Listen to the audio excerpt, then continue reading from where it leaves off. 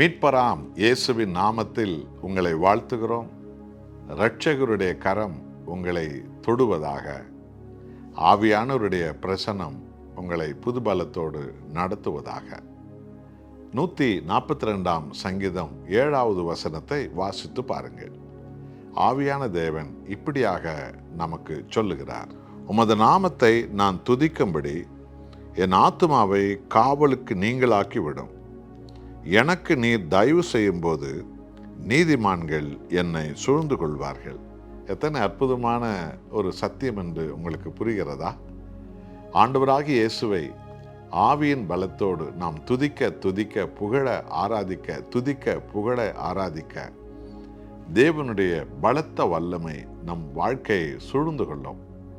அப்போது நமது ஆவி ஆத்மா சரீரத்தில் இருக்கிற அநேக விதமான பலவீன கட்டுக்கள் எல்லாம் முறிந்துவிடும். அந்த சமயத்தில் புது அபிஷேகத்தோடு புது பலத்தோடு நாம் எழும்பி பிரகாசிப்போம். அதனுடைய விளைவு ஏராளமான நீதிமான்களும் ஏராளமான பரிசுத்தவான்களும் பரிசுத்தவதிகளும் நம்மை சூழ்ந்து கொள்வார்களாம். இது எத்தனை இன்பமான ஒரு சத்தியம் என்று நீங்கள் கவனித்தீர்களா? என் அருமையானவர்களே, இதுதான் தேவ ஜனங்களுடைய அனுபவமாக மாற வேண்டும். குறை சொல்லுகிறவர்களும், குற்றம் சொல்கிறவர்களும், கோல் சொல்லுகிறவர்களும், பழி போடுகிறவர்களும், அவமானப்படுத்துகிறவர்களும், பொய்யர்களும், மோசக்காரர்கள் மத்தியில் எவ்வளவு காலத்துக்கு நாம் நாட்களை செலவிடுவது? நீதிமான்கள் நம்மை சூழ்ந்து கொள்ளும் போது எத்தனை விதமான உயிர்த்தெழுதலின் அனுபவங்கள் கிடைக்கும்.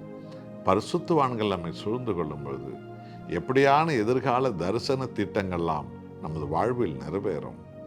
தேவனுடைய நாமத்தை துதிக்க துதிக்க துதிக்க சகல பொல்லாங்கிலிருந்து ஆண்டவர் நம்மை விடுவித்து அவருடைய பிரசன்னத்தால் நிரப்பும் போது பரிசுத்தவான்கள் நீதிமான்களுடைய ஐக்கியங்கள் நம்மை சூழ்ந்து கொள்ளும். உங்கள் வீடுகள் துதி வீடாய் மாறும், ஜெப வீடாய் மாறும். ஒப்பு கொடுப்போமா? தேவனை துதிப்பதில் உண்மையுள்ளவர்களாக நீங்கள் இருங்கள். நாம் ஜெபம் செய்வோம். அன்புள்ள ஆண்டவரே, உமது தூய நாமத்தை துதிக்க துதிக்க துதிக்க ஆராதிக்க ஆராதிக்க எங்களை பூரணமாய் நீர் விடுவித்து விடுகிறீர். அப்போது நீதிமான்களும் பரிசுத்தவான்கள் எங்களை சூழ்ந்து கொள்ளும்படி செய்கிறீர். இப்படியான அனுபவத்தில் எங்கள் எல்லோரையும் நீ நடத்துகிற தயவுகளுக்காக உமக்கு கோடி ஸ்தோத்திரம் ஆண்டவரே.